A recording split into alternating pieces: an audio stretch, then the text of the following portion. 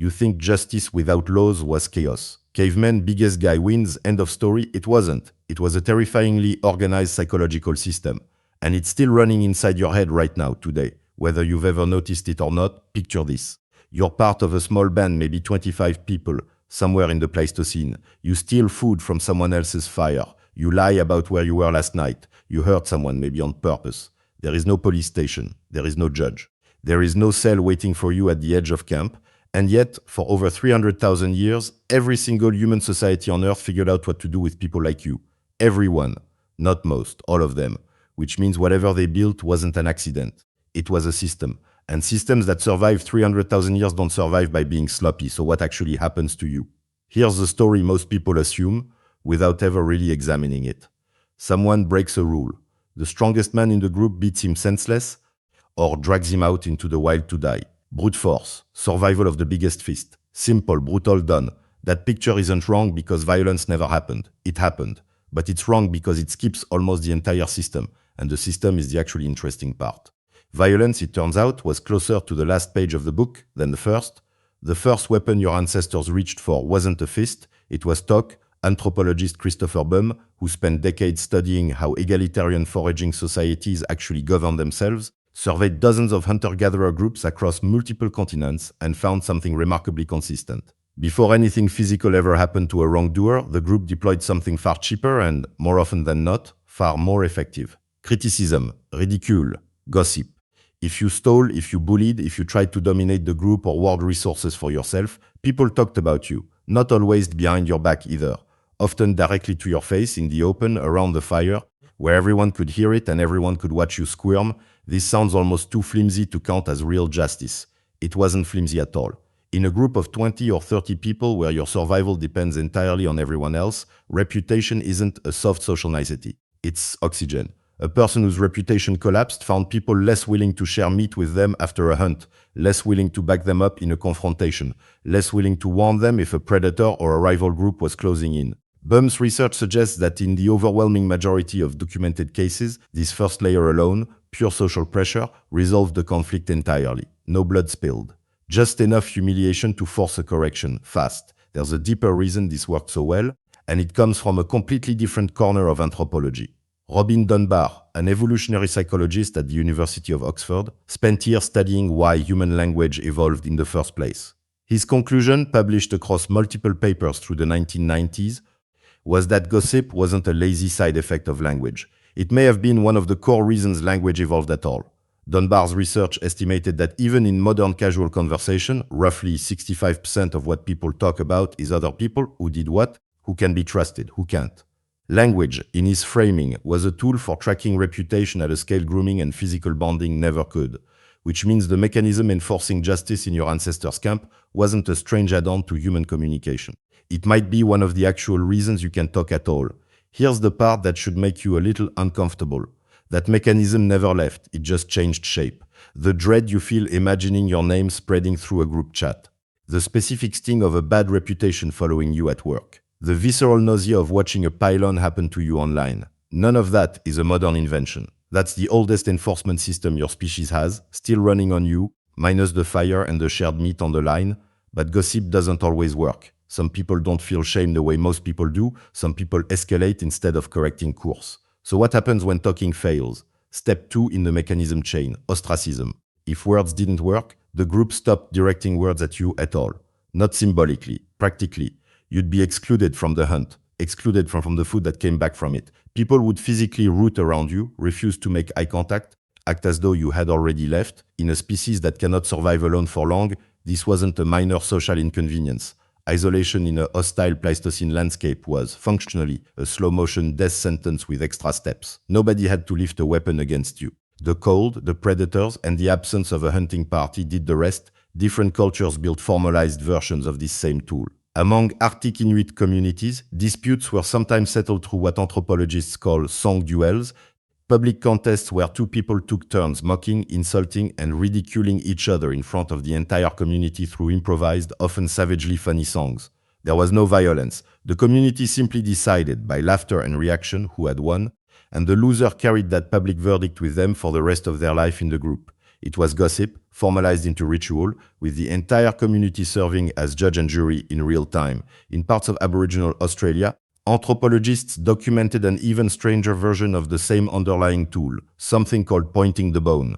A wronged party, sometimes with the backing of the community, would ritually point a bone or a similar object at the offender, delivering what was understood as a fate curse. What's remarkable and genuinely well documented by field anthropologists across the 20th century is that in a number of recorded cases, the targeted individual actually died, sometimes within days, having stopped eating and drinking, convinced their fate was sealed. Researchers call this psychogenic death, and it's a brutal demonstration of just how real social condemnation can be to the human nervous system, even when not a single hand is ever raised. The body believed the verdict before the mind could argue with it. This is worth sitting with for a second, because it flips the modern assumption on its head. We tend to picture prehistoric punishment as physically brutal and socially unsophisticated. The evidence points to almost the opposite. Socially brutal, physically restrained for as long as the group could manage it. Violence was expensive. A serious fight could injure or kill a productive hunter, a skilled toolmaker, someone the entire camp genuinely needed to eat that winter. Ancient justice, in most documented cases, tried very hard not to waste people, which brings us to the part almost nobody expects, the part that sounds like it belongs to a far later, more centralized era execution. Bum's cross-cultural survey documented something specific and repeating across unrelated cultures with no contact with one another. In cases where a person became genuinely persistently dangerous, a repeat killer who couldn't be shamed or exiled into stopping, some foraging groups made the collective decision to end that person's life. Not one furious individual acting alone in a rage. The group, together, often with the tacit agreement or even the direct involvement of the person's own family. There's a specific, well-documented case that shows exactly how far this could go. Anthropologist Richard Lee, who spent years living among and studying the Juanzi of the Kalahari, recorded the account of a man who had already killed multiple people within the community. Warnings failed. Exile didn't stick. He kept returning. Eventually, according to Lee's field account, a group of men from the community organized together and killed him. Not a court. Not a chief handing down a sentence. Consensus reached collectively because the alternative was allowing a known repeat killer to keep killing indefinitely. Now, the honest caveat, because this isn't a tidy universal law stamped onto every ancient society that ever existed. Not every foraging group handled dangerous individuals this way, and the specifics of historic cases like this one are genuinely debated among anthropologists. Oral history, memory, and outside observation all introduce room for error, and Bum himself was careful to frame this as a documented pattern across many, though not all, studied societies, not an ironclad universal rule. What the pattern does suggest consistently is that execution by group consensus functioned as society's genuine last resort. Rare, reluctant, used only after every social alternative had already failed, so the chain, laid out end-to-end, looks like this. Gossip and ridicule first, because it's cheap and it usually works. Ostracism next, sometimes formalized into ritual, because isolation in a hostile world does the group's dirty work without anyone throwing a punch. And only at the very end, only for the people who genuinely could not be shamed, isolated, or reasoned with, reluctant collective last resort force. Now here's the mid-video fact worth sitting with entirely on its own, because it complicates this picture without erasing it. In 2016, a team led by paleoanthropologist Marta Mirazon-Lar of the University of Cambridge published findings from a site called Nataruk on the shore of what was once a lake in modern-day Kenya.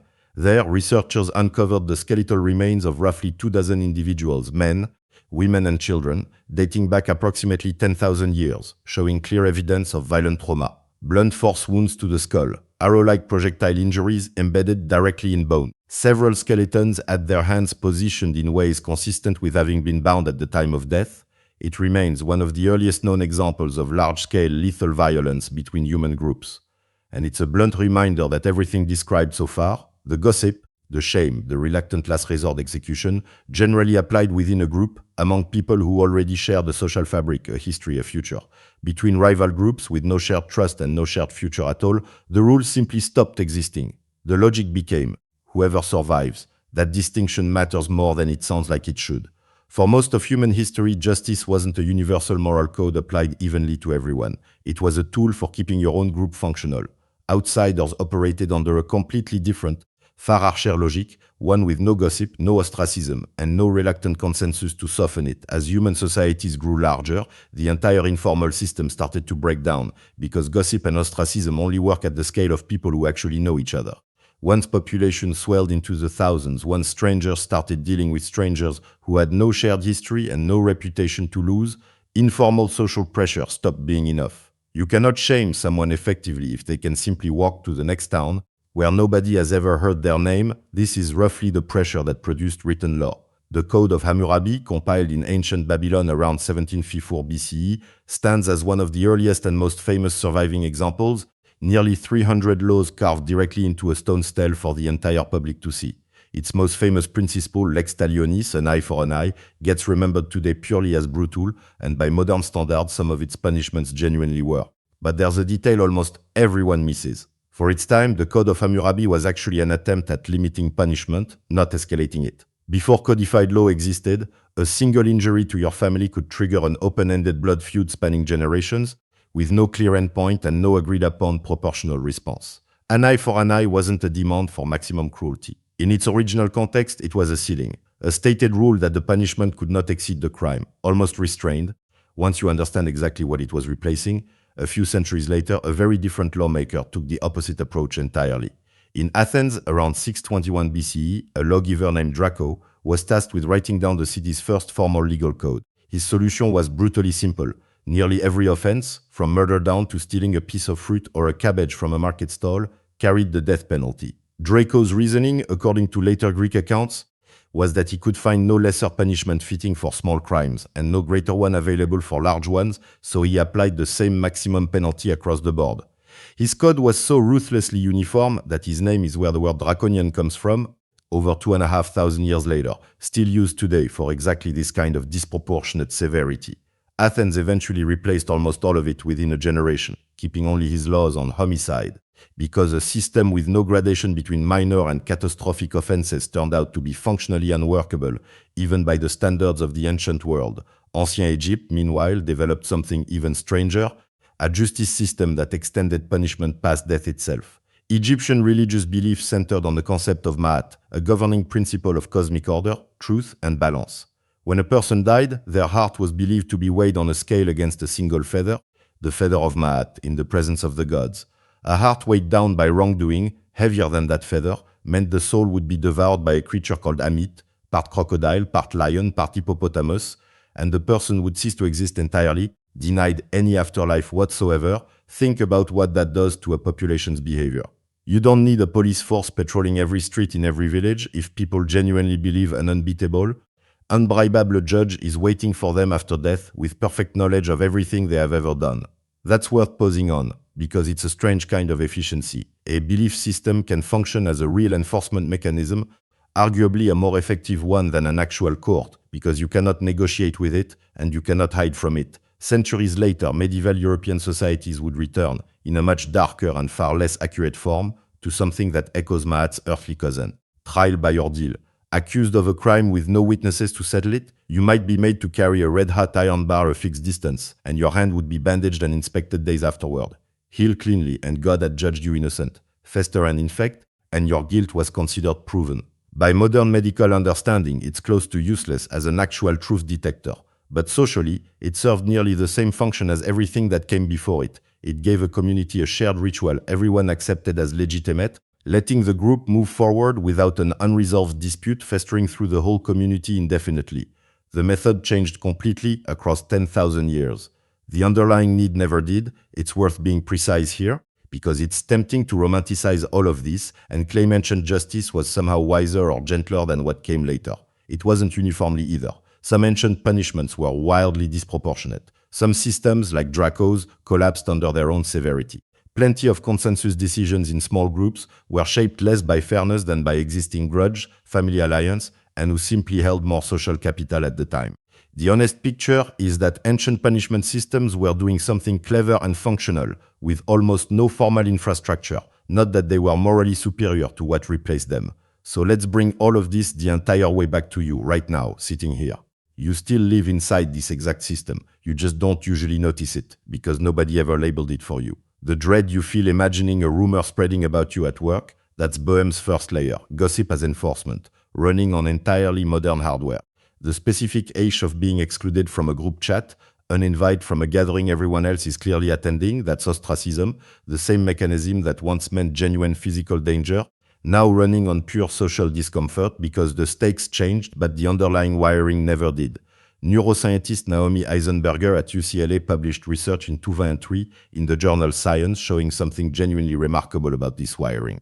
Using a simple digital ball-tossing game designed to simulate social exclusion, researchers found that being ostracized activates the anterior cingulate cortex, the exact same brain region that lights up when you experience physical pain. Social rejection isn't a metaphor for pain in your brain. As far as your neural circuitry is concerned, it functionally is pain, processed through nearly identical pathways. Social psychologist Kipling Williams at Purdue University spent decades building on this finding, and his research suggests that even brief, meaningless exclusion by total strangers online triggers a measurable stress response almost immediately, in nearly everyone tested, regardless of how much the person consciously claims not to care.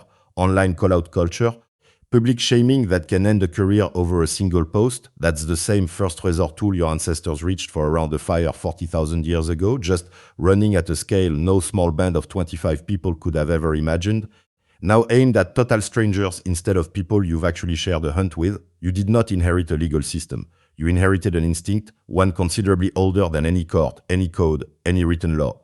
Courts and prisons are comparatively recent inventions, layered thinly on top of something far older and far more personal, a nervous system that has always known, on some deep and uncomfortable level, that your survival depends on what the group around you believes about you. There is no police station waiting at the edge of your camp. There never really needed to be one.